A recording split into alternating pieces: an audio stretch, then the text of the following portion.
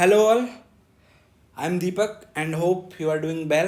तो अपन आज ऑप्शन सीरीज के ऊपर जो हैशटैग थर्ड तीसरे नंबर की वीडियो थी, क्या बाइंग ए कॉल ऑप्शन, तो इसको लेकर आ चुका हूँ। तो ये तीसरे नंबर की वीडियो है ऑप्शन सीरीज के ऊपर। तो आज अपन सीखेंगे कि कॉल ऑप्शन को बाई कैसे करते हैं और कॉल ऑप्शन कब बाई करना चाहिए। ठीक है, तो उसके लिए स्टार्ट करते हैं।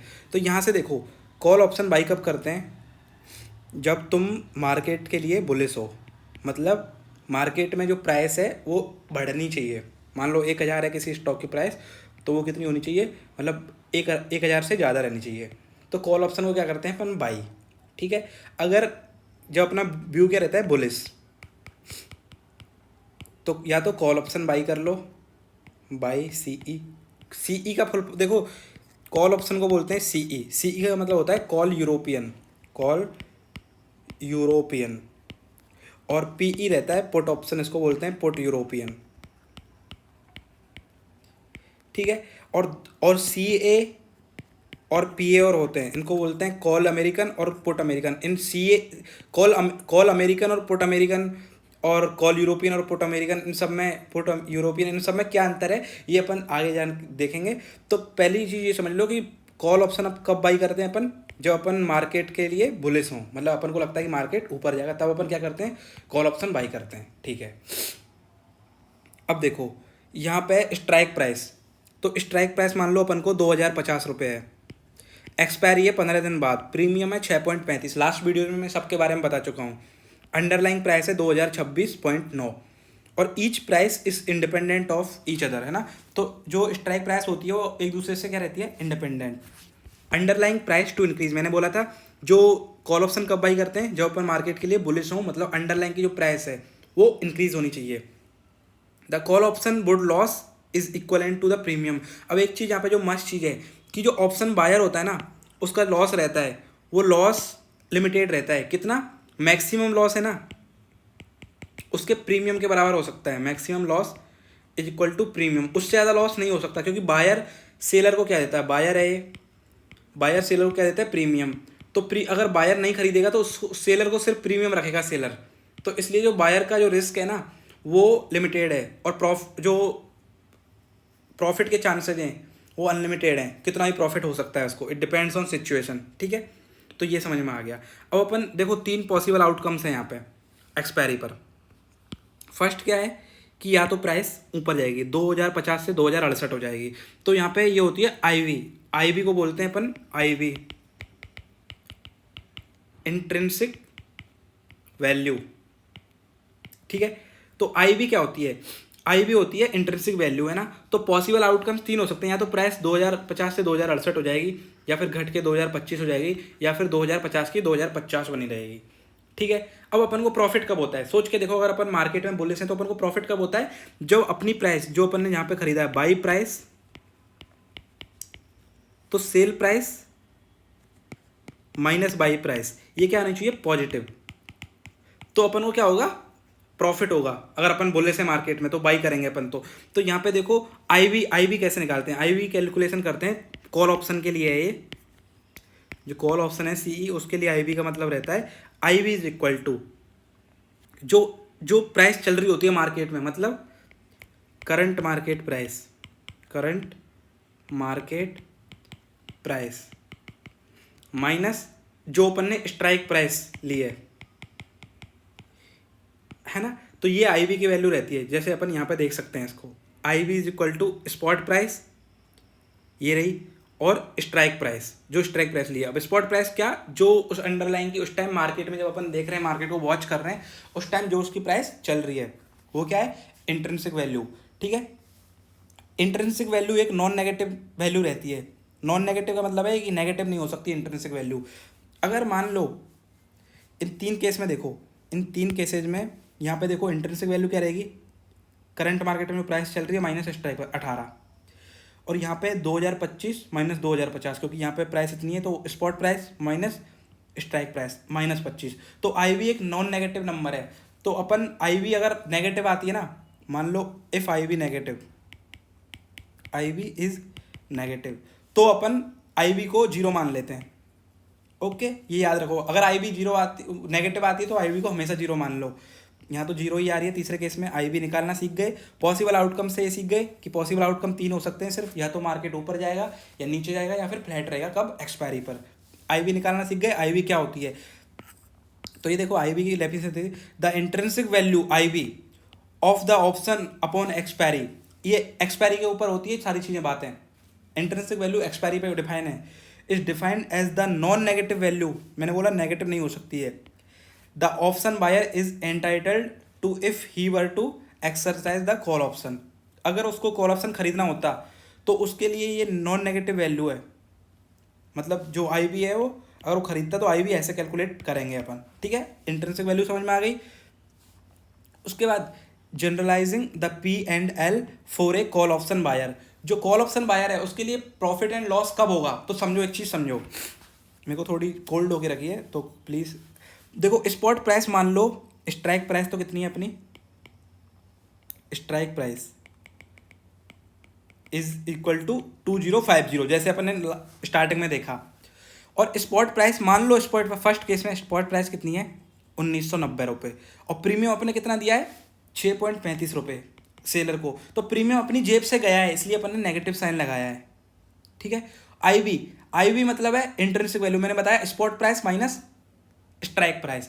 तो यहाँ पे स्पॉट इतनी है ये वाली 1990 और स्ट्राइक ये, तो जीरो आ गई। क्यों, क्योंकि ये नेगेटिव आएगा, है ना, तो नेगेटिव आएगा। तो नेगेटिव मैंने क्या बोला, जीरो कंसीडर करना अगर नेगेटिव आती है तो, क्योंकि आई भी नॉन नेगेटिव नंबर है। अब पी एंड एल कैसे निकालेंगे, देखो अपन को प्रॉफिट एंड लॉस कैसे निकलेगा। देखो यहाँ पे प्रॉफिट एंड लॉस मैं बताऊंगा यहाँ पे। तो यहाँ पे प्रॉफिट एंड लॉस का फॉर्मूला है I B plus premium. P and L is equal to I B plus premium. ये कैसे आया, देखो अगर अपन ने मान लो 2050 स्ट्राइक प्राइस का क्या लिया है, एक कॉल ऑप्शन लिया है, सीई लिया है, ठीक है, और कॉल ऑप्शन लिया है, और अपन ने प्रीमियम दिया है 6.35, और प्राइस मान लो कितनी रहती है, प्राइस इंक्रीज होती है, लेकिन प्राइस अपन ने देखो ये पे किया है और ये भी पे किया है, तो प्रॉफ पी एंड एल रहता है सेल प्राइस, सिंपल समझो, sale price minus by price, है ना। तो अब देखो इसके लिए बाई प्राइस में क्या क्या आ जाएगा, दोनों ऐड हो जाएंगे, ये कितना 2050 प्लस 6.35, ये अपनी बाई प्राइस है। अब प्राइस जो सेल प्राइस है वो इससे एटलीस्ट इससे ज़्यादा होनी चाहिए। अगर इसके बराबर रहेगी तो अपन को ना तो प्रॉफिट होगा ना लॉस होगा, अगर इससे ज़्यादा होगी तभी अपन को क्या होगा, प्रॉफिट। तो यहाँ पे अपन ये चीज़ देख सकते हैं, कैसे देख सकते हैं कि ये देखो यहाँ पे 6 पॉइंट, देखो जब तक आई भी नेगेटिव है, नेगेटिव नेगेटिव नेगेटिव, तो प्रीमियम जो पी एंड एल का फॉर्मूला है, पी एंड एल का, कि आई बी प्लस प्रीमियम, तो प्रीमियम अपनी जेब से जा रहा है इसलिए माइनस, और आई बी जीरो है, जीरो जीरो, तो यहाँ तक अपन को क्या हो रहा है, minus 2050 minus 50 is equal to, मतलब इसको यहाँ तक अपन को माइनस हो रहा है। उसके बाद मान लो ये हो जाती है स्पॉट प्राइस 2056.35, तो देखो यहाँ पे प्रीमियम तो उतना ही है, स्ट्राइक प्राइस भी उतनी है, यहाँ पे अपना जो ये है आई बी आएगी 6.35, और आई बी क्या रहती है, आई बी 6.35 आ गई। यहाँ पे पी एंड एल रहता है 6.35 माइनस, क्योंकि अपन प्रीमियम, क्योंकि ये तो आई बी हो गई, ये 6.35, और जो प्रीमियम है ये कितना हो गया 6.35, जो अपन माइनस में है, तो यहाँ हो जाएगा जीरो। इसको बोलते हैं अपन ब्रेक इवन पॉइंट।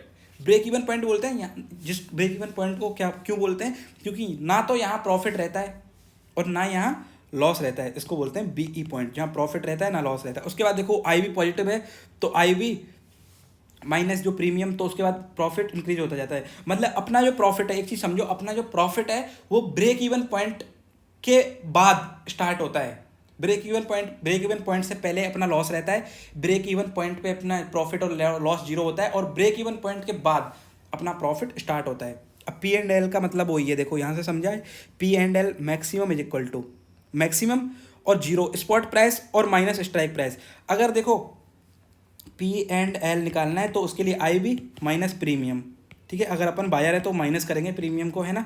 अब आई बी में मतलब अपन को मैक्सिमम लेना है, अगर मैक्सिमम मतलब अगर नेगेटिव आती है ना आई बी तो अपन को जीरो लेना है, और अगर पॉजिटिव आती है तो पॉजिटिव रखनी है यहाँ पे इस फॉर्मूले में। इससे अपन क्या निकल आएगा, प्रीमियम।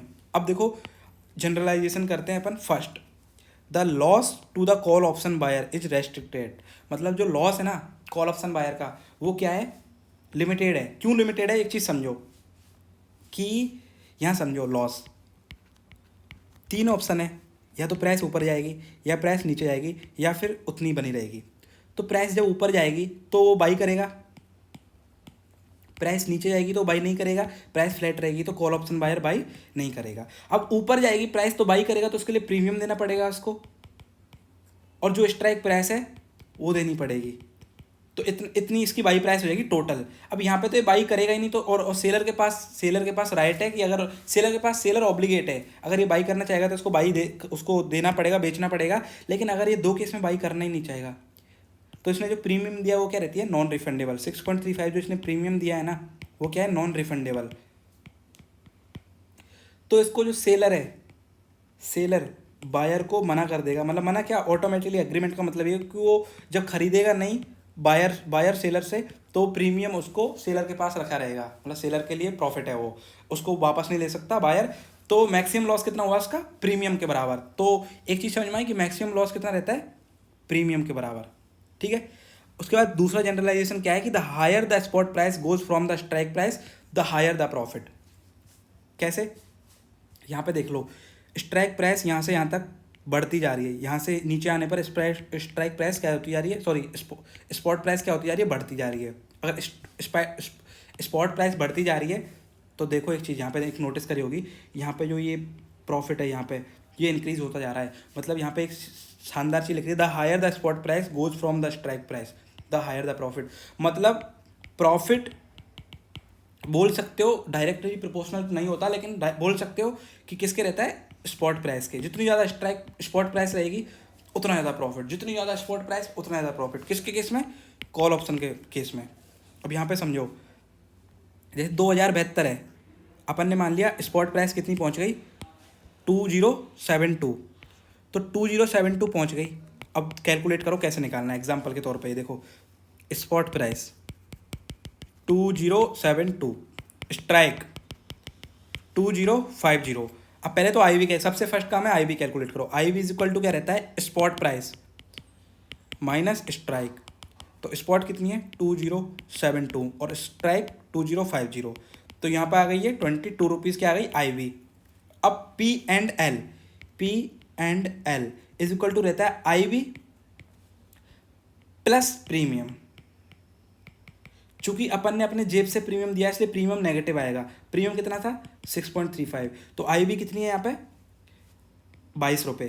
तो 22 माइनस, क्योंकि प्रीमियम अपने जेब से दिया है 6.35, तो ये आ गया उसको 15.65, 15.65। देखो 22 में से 6 16 और वो 16 में से माइनस 0.35 और हटा दो तो 15.65।